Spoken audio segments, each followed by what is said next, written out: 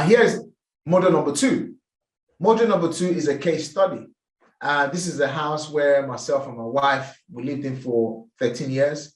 And I'll show you exactly how I did my first BRRR refurbish refinance. So the very first time I did my first BRRR refurbish refinance, I had been doing the rent-to-rent HMO for a good 2 years. And because I was doing rent-to-rent HMOs, I borrowed other people's 3-bedroom property and I rented out as 5-bedroom properties because I would usually create a space to make another room. And I've done this very, very well, very, very, very passionately. And, that got me out of my job as an Uber driver. And I started to look inwards and I said, well, I haven't gone to education, gotten through mentorship. And I'm like, instead of me actually try to buy another house, what can I do to get my BRRR refurbish finance strategy started? So I went home, spoke to my wife about it. Took me 6 months to convince her to move out from our existing home to moving into a second home. I mean, one of the biggest challenges here was when I said to her, because we had I had a good income from my rent to rent, but obviously I was paying down my debts at that time. And she said to me, okay, if we move out this house that we're currently living in, where are we going to live? And I said, we're going to buy or we're going to rent. And then she said to me, rent a house? I must be mad. And I said, I'm not. But in the long run, we will celebrate. In the long run, you're going to thank me later. On the long run, you're going to love me for this. And she said, no way, I ain't going to move out of a house that we lived in for 13 years, got married, have 2 children, and then move into a tenanted property. There's no way that's going to happen. So I looked at her that very moment and I said, listen, it's that you love me enough for us to make this work, or you love me enough for us to continue to live the way we're living, just on cash flow rather than building assets. Because if we're going to, borrow money from a lot of people to do what I've been saying in terms of buying properties, I don't think it's going to happen that quick. But I think by leveraging on the house I currently have will work. And I said, here's the reason why. And I showed my wife the analysis based on how much can we generate per room. That was 1. I showed my wife how much can the property be valued at, should we have the value. That was 2. Number 3, I showed my wife the demand and supply in the area. Number 4, I paid a valuer, an independent valuer, a chartered surveyor to come and value my property that we lived in with my wife. And I paid almost £1,200, including that. So the valuer then came in, valued the house as it is, and then valued the house of what it becomes after the work has been done. And we had 2 valuations. The 2 valuations we had was that when we finish the work, it will be valued at £650,000. That would be the best we can get.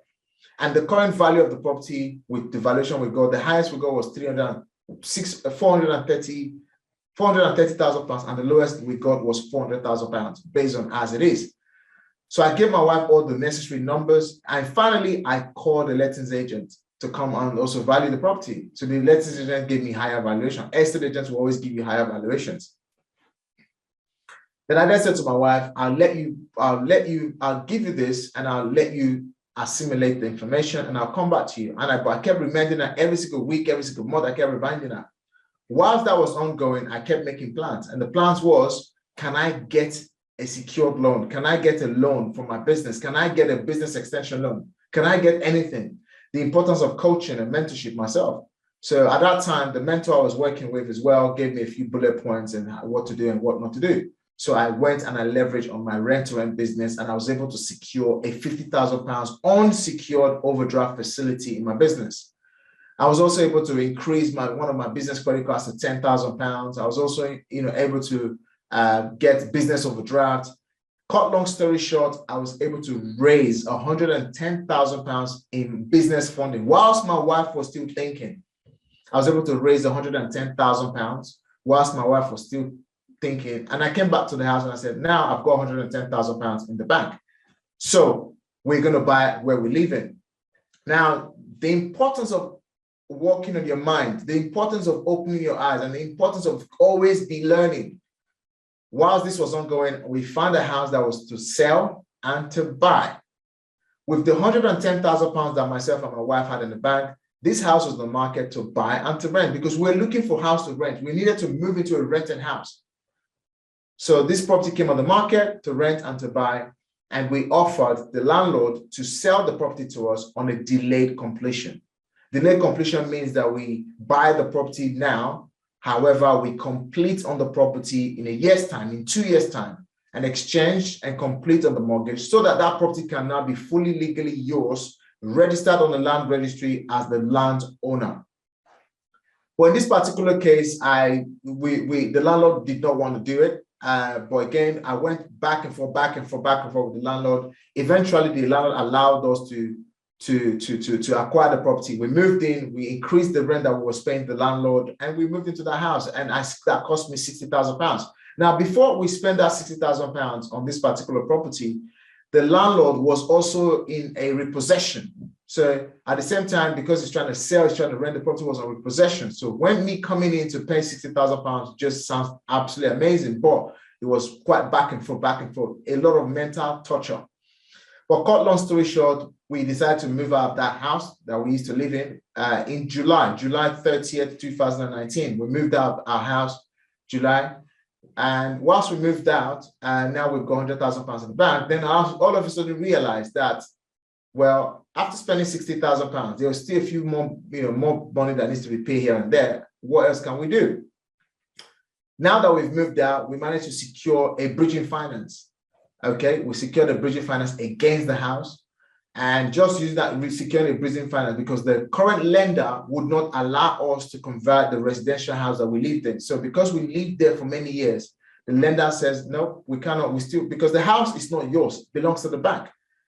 So eventually we basically got a bridging loan against this house. The new bridging loan on the house was apparently £300,000 bridge. Was the money £300,000 bridge?